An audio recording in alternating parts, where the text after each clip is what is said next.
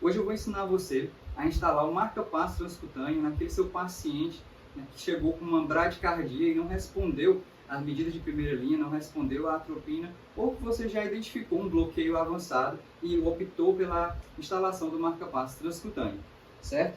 Então a primeira coisa que você vai fazer é localizar no seu aparelho onde que é o encaixe das pás. Então eu encaixo aqui, retiro as pás que estavam aqui no meu aparelho e vou encaixar as pás do marca-passo transcutâneo, as pás adesivas, que são pás adesivas, certo? Após isso realizado, eu vou até o meu paciente e vou colocar as pás no posicionamento adequado. Então vai ser uma pá na região infraclavicular direita e uma pá na região do ictus cardíaco, do ictus cordis, certo? Então, colocadas as pás adesivas, eu vou até o meu aparelho e vou localizar no meu monitor onde que eu encontro o marca-passo, a opção de marca-passo transcutâneo. Nesse aparelho vai ser aqui. Quando eu selecionar a opção de marca-passo transcutâneo, vai aparecer aqui dois valores para mim. Um desses valores é a frequência de estímulo elétrico que eu vou dar no meu paciente, ou seja, simulando a minha frequência cardíaca. Lembrando que, pelo protocolo de ACLS, eu posso colocar essa frequência entre 60 e 80, seria o adequado para um paciente diante de uma bradicardia sintomática, ok? Além disso, esse segundo valor é o valor de miliamperagem, a carga elétrica que eu vou colocar nesse meu paciente, a carga elétrica que eu vou aplicar nesse meu paciente. Eu vou localizar aqui no meu aparelho a frequência cardíaca e vou selecionar uma frequência entre 60 e 80. Para esse meu paciente, eu vou colocar então uma frequência aí de 60.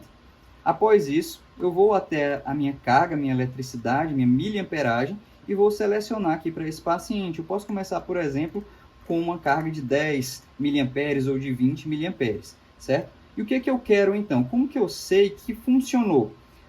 O que vai acontecer é, após eu selecionar a miliamperagem e a frequência, eu espero que na minha monitorização, todas as vezes que eu tenho uma espícula de marca-passo, após essa espícula eu tenho um QRS.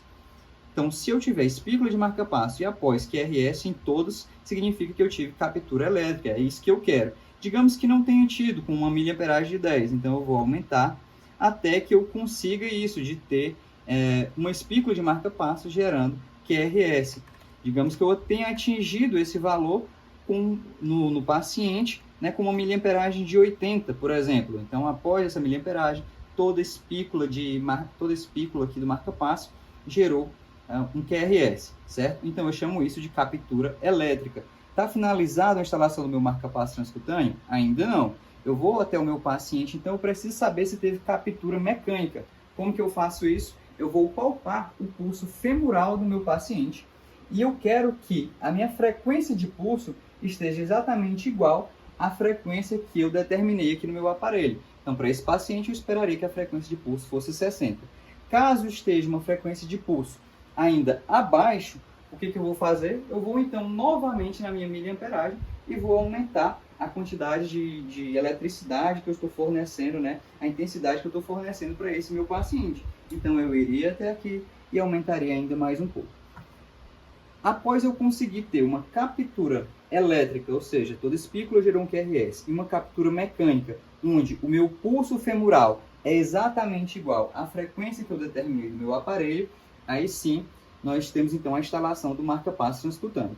Por segurança, o que eu faço? Eu venho aqui ainda na minha miliamperagem, após eu conseguir captura elétrica e mecânica, e aumento em pelo menos mais 10%, certo? Para eu ter aí então uma margem de segurança, certo? Lembrando que nesses pacientes, esse estímulo vai gerar dor no meu paciente. Então eu tenho que explicar para o meu paciente como que eu vou fazer, o que eu vou realizar, e por que eu estou realizando isso, e realizar uma analgesia adequada, que deixe o meu paciente confortável diante do procedimento que eu estou realizando. Lembrando que, diante desse paciente que apresenta esse bloqueio avançado, que teve a necessidade da instalação do marca-passo transcutâneo, vou precisar programar para ele, já de imediato, a instalação de um marca-passo definitivo. Então, esse paciente não vai sair do hospital sem um marca-passo definitivo. Já vou entrar em contato com a equipe responsável e vou resolver a vida desse meu paciente. Afinal de contas, ele não tem como ir para casa com as pás adesivas instaladas no tórax dele, tá? Então é isso, espero que tenha ficado claro para vocês e que ajude vocês aí no próximo plantão a conduzir um paciente com uma bradicardia instável.